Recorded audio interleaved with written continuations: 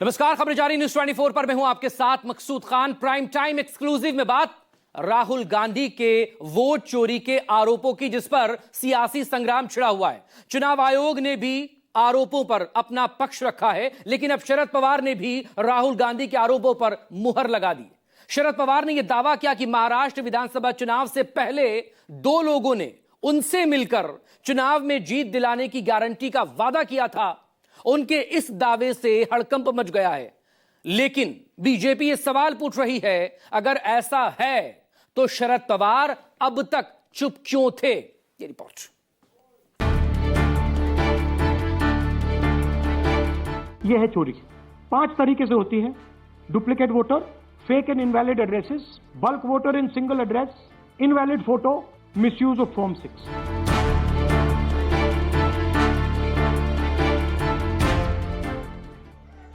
बिहार में जारी special intensive revision यानी एसआईआर को लेकर सियासी संग्राम जारी है। सत्ता पक्ष और विपक्ष एक दूसरे पर आरोप प्रत्यारोप लगा रहे हैं, लेकिन इन सब के बीच निशाने पर है चुनाव आयोग। राहुल गांधी ने 7 अगस्त को दिल्ली में एक प्रेस कॉन्फ्रेंस में चुनाव आयोग पर गंभीर सवाल खड़े किए।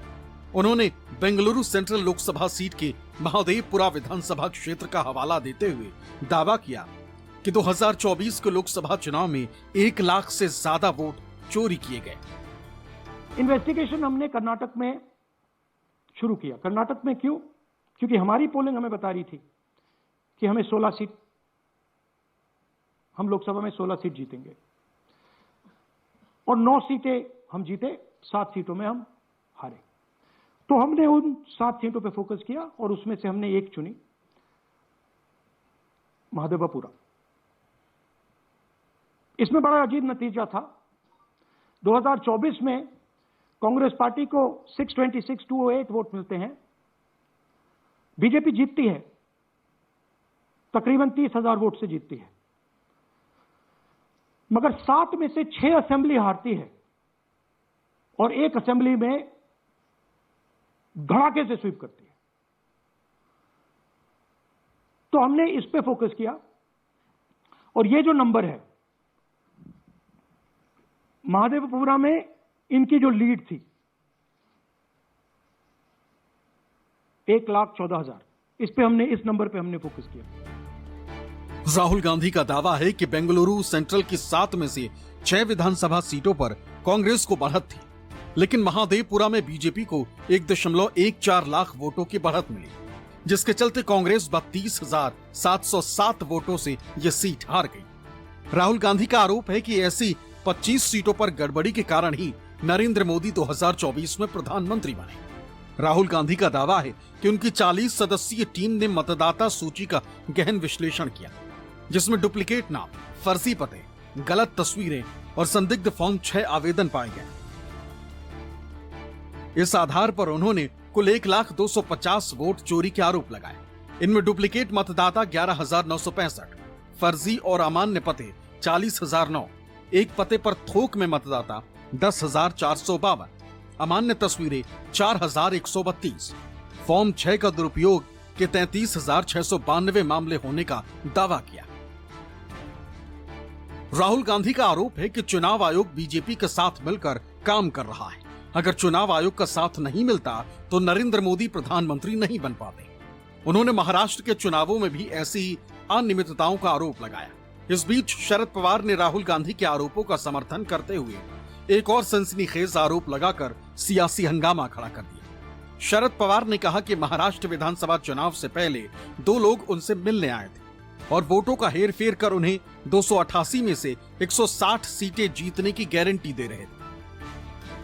काही लोक भेटायला 2 लोक विधानसभेच्या जागा आहेत आणि तुम्हाला 160 जागा निवडून येण्याची गॅरंटी देतो। निवडणूक आयोग या संस्थेच्या संबंधी माझ्या मनात काही शंकेची स्थिती नव्हती आणि राहुल गांधी यांची निवड घालून दिली।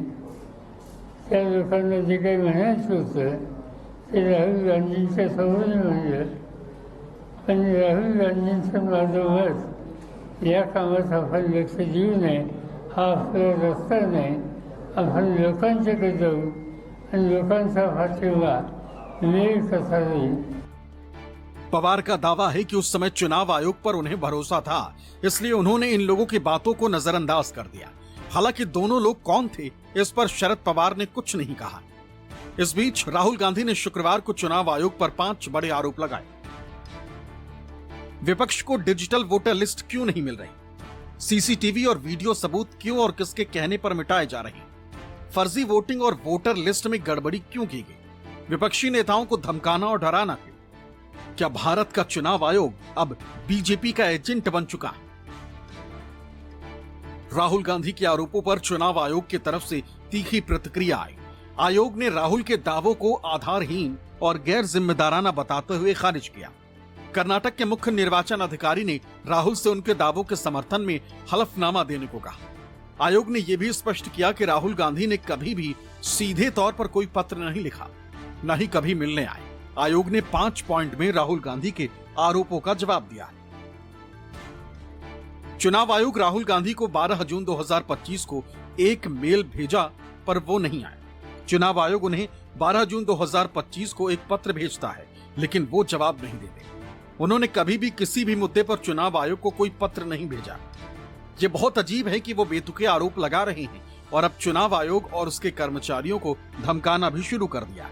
चुनाव आयोग ऐसे सभी गैर जिम्मेदाराना बयानों को नजरअंदाज करता है और अपने सभी कर्मचारियों से निष्पक्ष और पारदर्शी तरीके से काम करते रहने का अनुरोध करता है. इंडिया गठबंधन के नेता पूरी मजबूती से राहुल गांधी के साथ खड़े नजर आ रहे हैं. समाजवादी पार्टी अध्यक्ष अखिलेश यादव ने भी राहुल गांधी का समर्थन किया है, जबकि बीजेपी ने राहुल गांधी पर जोरदार हमला बोला. पार्टी का आरोप है कि राहुल सिर्फ हार के बाद ही चुनाव आयोग पर सवाल उठाते हैं. बीजेपी ने राहुल पर संवैधानिक संस्थाओं को धमकाने का आरोप लगाया और कहा कि अगर उनके पास सबूत हैं तो वो कोर्ट क्यों नहीं गए. बीजेपी ने ये भी दावा किया कि महादेवपुरा में बीजेपी की जीत कोई नई बात नहीं, क्योंकि ये सीट 2008 से बीजेपी का गढ़ रही है. की इतक्या दिवसानंतर पवार साहेबांना राहुल गांधींना भेटल्यावरच एक ती आठवण का आली. इतके दिवस ते बोलले नाहीत आणि आज अचानक बोलले. राहुल गांधी ज्याप्रमाणे सलीम जावेदच्या कहाण्या तयार करून त्यांच्या स्क्रिप्टवर त्या ठिकाणी रोज नवीन कपोलकल्पित कहाण्या सांगतायत, तशा प्रकारची अवस्था पवार साहेबांची तर झाली नाही ना. चुनाव आयोग को लेकर के हमेशा इस बात की चिंता रही है कि आखिरकार आयोग न्याय करेगा कि नहीं करेगा. और सबसे एग्जाम्पलरी इलेक्शन अगर कभी हुआ है जिसको लेकर के हमें आपको पूरी बहस करनी चाहिए, वो उत्तर प्रदेश के बाई इलेक्शन है. वोट चोरी तो बहुत छोटी चीज है. भारतीय जनता पार्टी के इशारे पर चुनाव आयोग ने डकैती की थी. राहुल गांधी के वोट चोरी के आरोपों ने राजनीतिक माहौल गरमा दिया है. विपक्षी दल एकजुट होकर चुनाव आयोग पर दबाव बनाने की तैयारी में. 25 दलों ने राहुल गांधी का समर्थन किया है, जबकि कांग्रेस 11 अगस्त को बैठक बुलाकर देशव्यापी प्रदर्शन का ऐलान कर सकती है. आरोप प्रत्यारोप के बीच चुनाव आयोग की निष्पक्षता सवालों के घेरे में है. Bureau report, news 24. इधर इससे पहले राहुल गांधी ने प्रेस कॉन्फ्रेंस कर यह दावा किया था कि आदित्य श्रीवास्तव नाम के एक शख्स का लखनऊ, मुंबई और बेंगलुरु में यानी कि 3 जगहों पर वोटर लिस्ट में नाम है. आरोपों की पड़ताल के लिए न्यूज़ 24 की टीम पहले मुंबई पहुंची. हमारी जांच में यह पता चला कि आरोपों के मुताबिक आदित्य श्रीवास्तव मुंबई की जोगेश्वरी ईस्ट के वोटर रहे हैं. इसके बाद हमारी टीम लखनऊ के इंदिरा नगर भी पहुंची, जहां आदित्य श्रीवास्तव का घर है. देखिए हमारी पड़ताल में और क्या क्या मिला है.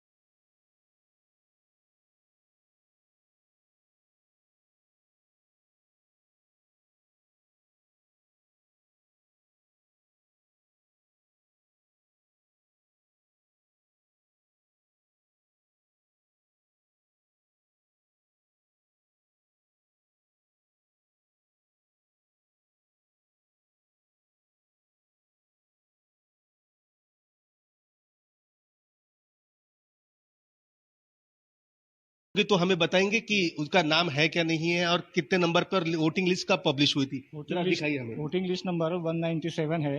2024 पूर्व विधानसभा की पूर्व 6/8 2024 में प्रसिद्ध हुई थी। 197 पार्ट नंबर है और आदित्य श्रीवास्तव का नंबर 877 है, 877।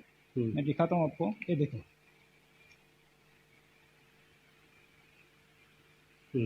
तो यहाँ पर ये नंबर है उनका। या पिछली बार अब चुनाव हुआ था लोकसभा और विधानसभा का, काफी कांटे की लड़ाई हुई थी आपकी दूसरी पार्टी के साथ, तो क्या इस बंदे ने वोट दिया था यहाँ पर? नहीं, उसकी तो जांच अभी मैं करूंगा। वो फाइल मेरे पास अभी नहीं है। उन्होंने वो वोट दिया था या नहीं दिया था वो मैं अभी देखूंगा। क्योंकि बाहर पोलिंग एजेंट होते हैं आपके, उनसे आप संपर्क करेंगे। उनकी फाइल अभी तक मैंने देखा नहीं है। वो फाइल हमारे पास है, वो फाइल आने के बाद मैं आपको बताता हूँ। अच्छा, जो आरोप लगाया राहुल गांधी ने वोटिंग की गड़बड़ी का, कितना सही लगता है? नहीं, उसके बारे में कुछ जानकारी मुझे नहीं है। लेकिन ये आदमी यहाँ पर रहता था। हाँ, ये आदमी सोसाइटी के अंदर रहता था, इसलिए उसका नाम है। लेकिन अभी तो मौजूद नहीं है। हमारे इंक्वायरी से अभी तो मौजूद नहीं है वहाँ पे। लेकिन आप देखेंगे कि लोकसभा और विधानसभा में वोट हुआ है कि नहीं? हाँ, वो जरूर देखेंगे। वोटिंग लिस्ट पर क्रमांक 877 पर आदित्य श्रीवास्तव का नाम दर्ज है। चुनाव आयोग ने ये वोटिंग लिस्ट पिछले साल हुए महाराष्ट्र विधानसभा चुनाव से पहले रिलीज की थी। पड़ताल में हमने उस अपार्टमेंट का पता लगाया जिसमें आदित्य श्रीवास्तव रहते थे। जोगेश्वरी ईस्ट की ब्लू मिडास नाम के इसी अपार्टमेंट की सी विंग के 1103 नंबर फ्लैट में आदित्य श्रीवास्तव का परिवार 2021 तक रहता था। हालांकि आदित्य श्रीवास्तव मूल रूप से लखनऊ के रहने वाले हैं। 2016 में नौकरी के सिलसिले में वो मुंबई रहने आए। मुंबई में 2016 से 2021 तक यानी करीब 4 साल रहे और फिर उसके बाद आदित्य बेंगलुरु शिफ्ट हो गए। इसके बाद उन्होंने पिछले विधानसभा चुनाव या 2024 के लोकसभा चुनाव में वोट डाला या नहीं, अभी ये साफ नहीं। मैं आपको यहाँ पर दिखाना चाहता हूँ, ये देखिए, ये है नंबर है 877, नाम है आदित्य श्रीवास्तव। ये दिखाया गया घर का नंबर, ये सब कुछ यहाँ पर दिखाया गया है। ये नंबर भी है उसका। यहाँ पर पूरा नाम उसका इस लिस्ट में है। यानी राहुल गांधी ने जो आरोप लगाया था आदित्य श्रीवास्तव के नाम को लेकर कि 4 जगह उसका नाम है, उसमें से एक जगह यहाँ पर नाम पाया गया है। आदित्य ने सबसे पहले लखनऊ में अपना वोटर कार्ड बनवाया था, जिसके बाद मुंबई के वोटर बने। आदित्य ने सिर्फ 2019 लोकसभा चुनाव के वक्त मुंबई में मतदान किया।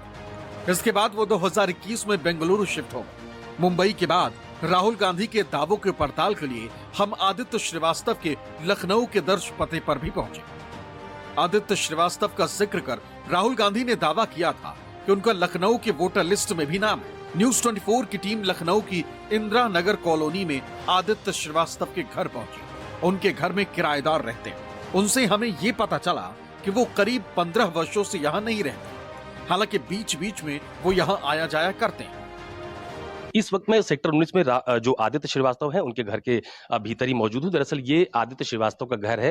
एसपी श्रीवास्तव इनके पिताजी थे जिनका कुछ दिन पहले निधन हो गया था और ये पूरा का पूरा परिवार अब यहाँ पर नहीं रहता है।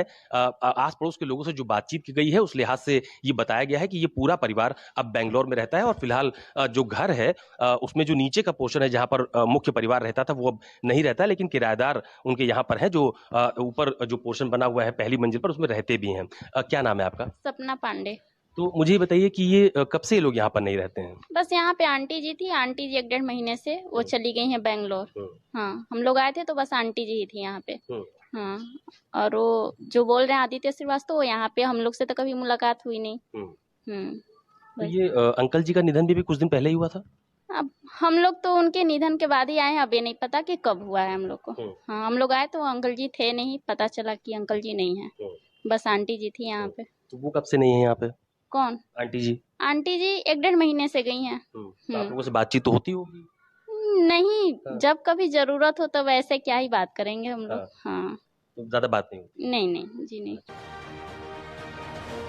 किराएदारों से हमें ये पता चला कि हाल ही में आदित्य श्रीवास्तव के पिता एसपी श्रीवास्तव का निधन हुआ, तब वो अपने परिवार के साथ यहाँ आए थे। फिलहाल वो परिवार के साथ बेंगलुरु में रहते हैं। पड़ोसियों ने भी इस बात की तस्दीक की। ये फैमिली कब से नहीं रहती यहाँ पे? भाई ये आंटी अंकल रहते थे, आते जाते रहते थे। आंटी असल में अंकल जी 2 महीना पहले खत्म हो गए ना, तो वही भैया लोग आए थे, उनका सब करके चले गए आंटी को लेके, फिर साथ में लेके चले गए। बेंगलोर। और ये आदित्य श्रीवास्तव जी कब से नहीं रहते? वो यहाँ नहीं रहते हैं। नहीं रहते? नहीं। कब से नहीं रहते हैं यहाँ पे? वो हम तो यहाँ 15 साल से हैं, तो नहीं तब से नहीं रहते हैं। वो आते दिन ड्यूटी पे बाहर रहते हैं, यहाँ उनकी फैमिली भी नहीं रहती। बस शादी आए थे, शादी हुई थी बस उनकी यहाँ पे। हाँ, तो 15 साल से नहीं रहते हैं यहाँ पे? नहीं, वो यहाँ रहते नहीं, आते जाते रहते। उनके मम्मी पापा यहाँ रहते हैं ना। अब तो पापा भी नहीं है, तो मम्मी को लेके चले गए। अब ड्यूटी बाहर करते हैं, तो यहाँ कैसे रहेंगे, इसीलिए। तो ये जो सब बात कह रहे हैं कि वो अब बेंगलोर रहते हैं? अब बेंगलोर शिफ्ट है इस समय। पूरी फैमिली? हाँ, बिटिया भी वहीं पे है, भैया भी वहीं पे है, इसीलिए ले गए। बेंगलोर रहते हैं? हाँ, बेंगलोर ही रहते हैं इस समय। भैया की शादी भी मेरे ही सामने हुई है, और ड्यूटी बाहर करते हैं। पहले बम्बई रहते थे, उसके बाद अब बेंगलोर इस समय है। 1 साल पहले ही शायद बेंगलोर शिफ्ट हुए हैं। बस आते जाते रहते हैं। तो आप लोगों से तो मिलते रहते होंगे? हाँ, मिलते रहते हैं, बातचीत करते अच्छे हैं, सब कुछ है। भैया है, उनके बेटा भी है, सब सही है, और कोई दिक्कत नहीं है। तो ये पड़ोस की रहने वाली कनौजिया जी हैं, उन्होंने भी बताया, और ये पांडे जी जो कि इनके यहाँ फिलहाल किराए पर रहती हैं, उन्होंने बताया कि तकरीबन 15 वर्षों से आदित्य श्रीवास्तव इस घर में नहीं रहते हैं। हालांकि शादी के बाद से ही वो अपने परिवार को लेकर पहले बॉम्बे गए थे, वहां पर शिफ्ट हुए, और उसके बाद फिर वो बेंगलोर चले गए, और अब फिलहाल पूरे परिवार के साथ बेंगलोर ही रहते हैं। दावे के अनुसार हमारी पड़ताल में पता चला कि आदित्य श्रीवास्तव मूल रूप से लखनऊ के ही रहने वाले। पड़ताल में ये भी पता चला कि लखनऊ के बाद वो मुंबई और फिर बेंगलुरु शिफ्ट हो गए, और पिछले 15 सालों से यहाँ नहीं रहे। हालांकि राहुल गांधी के आरोपों के बाद उत्तर प्रदेश चुनाव आयोग ने इस बात से इनकार किया था कि आदित्य श्रीवास्तव यहाँ के वोटर हैं, लेकिन हमारी पड़ताल में सच्चाई इससे अलग मिली। ये मेरे पास 3-4 महीने पहले की ये सूची है, और उस सूची में बूथ नंबर 84 पे 630 नंबर पे आदित्य श्रीवास्तव का नाम अंकित है, और उन्होंने यहाँ मत दिया है। ये मुझे विश्वास इसलिए क्योंकि अभी उपचुनाव जो हुआ और लोकसभा चुनाव के साथ में मोहल्ले के लोग कह रहे हैं कि वो आए थे, इसका मतलब वो आए थे तो उन्होंने वोट डाला, यहाँ भी वोट डाला, पिछले उन्होंने बेंगलोर में भी वोट डाला। राहुल गांधी के आरोप पर चुनाव आयोग को स्पष्टीकरण देना चाहिए सामने आके। कांग्रेस नेता मुकेश चौहान ने अपने स्तर से जांच कर इस बात की पुष्टि की कि आदित्य श्रीवास्तव लखनऊ पूर्वी विधानसभा क्षेत्र के बूथ संख्या 84 के वोटर हैं। मुंबई से विनोद जगदाले और लखनऊ से अशोक श्रीवास्तव के साथ ब्यूरो रिपोर्ट, न्यूज़ 24। ऐसा नहीं है कि फर्जी वोटर का मामला सिर्फ महाराष्ट्र, कर्नाटक या उत्तर प्रदेश तक सीमित है, बल्कि बिहार में भी यही हाल है। न्यूज़ 24 की टीम ने बिहार के बेगूसराय में साहेबपुर कमाल विधानसभा क्षेत्र में ऐसे मामलों का पता लगाया जहां पर एक से ज्यादा वोटर एक ही चुनाव क्षेत्र में अलग अलग वोटिंग लिस्ट में दर्ज हैं। देखिए आंखें खोल देने वाली हमारी ये ग्राउंड रिपोर्ट। बिहार में जारी एसआईआर यानी स्पेशल इंटेंसिव रिवीजन पर पहले दिन से विवाद चल रहा है। एसआईआर के पहले चरण यानी ड्राफ्ट लिस्ट जारी होने के बाद इस प्रक्रिया में कई तरह की खामियां उजागर हो चुकी, लेकिन अब हम जो खुलासा करने जा रहे हैं वो बेहद चौंकाने वाला है।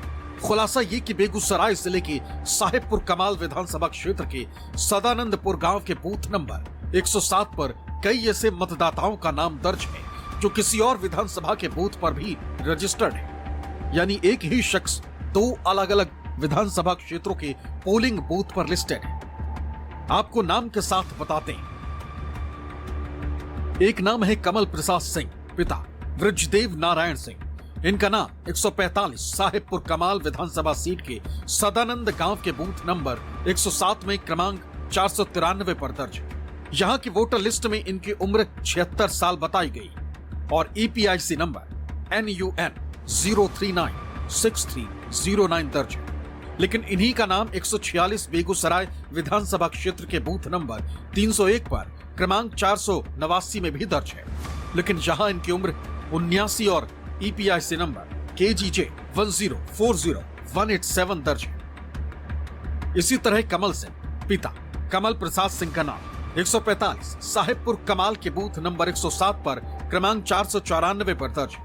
यहाँ इनकी उम्र 73 और EPIC नंबर NUN 0396317 दर्ज है, लेकिन इन्हीं का नाम 146 बेगूसराय विधानसभा में बूथ नंबर 301 और क्रमांक 490 पर भी दर्ज है। यहाँ इनकी उम्र 76 और EPIC नंबर KGJ 1542851 दर्ज है। इसी तरह सिद्धार्थ कुमार पिता कमल प्रसाद सिंह का नाम 145 साहेबपुर कमाल में बूथ नंबर 107 पर 496 में दर्ज है। यहाँ उम्र 50 साल और EPIC नंबर NUN 0396325 दर्ज है। लेकिन 146 बेगूसराय के बूथ नंबर 301 पर क्रमांक 492 पर भी दर्ज है। यहाँ इनकी उम्र 58 साल और EPIC नंबर KGJ 1542810 दर्ज है। दिलचस्प बात यह है कि जितने भी नाम आपको अभी बताए हैं वो ना तो गरीब परिवार से ताल्लुक रखते हैं और न ही इन लोगों के पास जागरूकता की कोई कमी है। जो नाम अभी आपको दिखाए हैं उनको लेकर CPI के वरिष्ठ नेता और स्थानीय पूर्व सांसद शत्रुघ्न प्रसाद सिंह का आरोप है कि ये सभी लोग केंद्रीय मंत्री और बीजेपी के फायर ब्रांड नेता गिरिराज सिंह के रिश्तेदार और करीबी। अपनी पड़ताल में हमें ऐसे कुल 10 नाम मिले। इसी तरह गीतांजलि सिंह पति सिद्धार्थ कुमार का नाम 145 साहेबपुर कमाल के बूथ नंबर 107 के क्रमांक 727 पर दर्ज है। यहाँ इनकी उम्र 50 साल और EPIC नंबर NUN 2620003 दर्ज है। जबकि 146 बेगूसराय के बूथ नंबर 301 पर क्रमांक 493 पर दर्ज है। यहाँ इनकी उम्र 48 साल और EPIC नंबर KGJ 1041086 दर्ज है। एक और नाम है गणेश प्रसाद सिंह पिता वृजदेव नारायण सिंह। 145 साहेबपुर कमाल के बूथ नंबर 107 के क्रमांक 507 पर इनका नाम है। यहाँ इनकी उम्र 70 साल है और EPIC नंबर NUN 1157320 है। वही 146 बेगूसराय के बूथ नंबर 301 के क्रमांक 495 पर भी इनका नाम दर्ज है।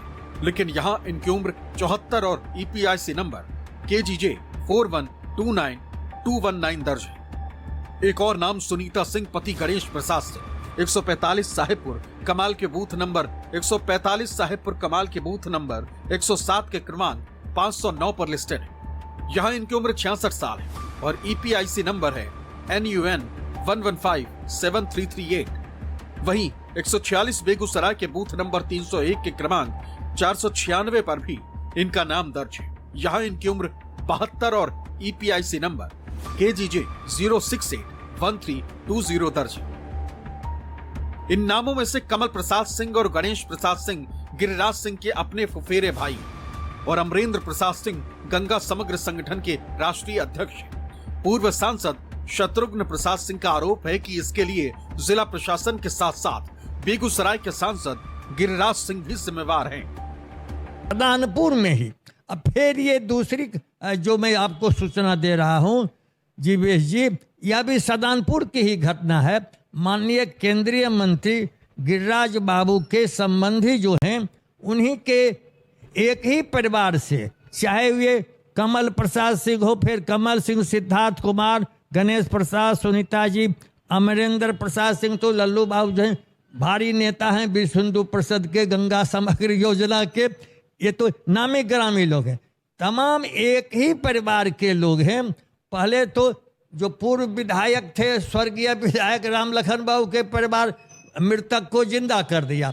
अब देखिए माननीय केंद्रीय मंत्री गिरिराज बाबू के संबंधी का परिवार जो बेगूसराय विधानसभा में भी मतदाता है और साहेबपुर कमाल में भी मतदाता है। यह गजब का यह माया जाल है।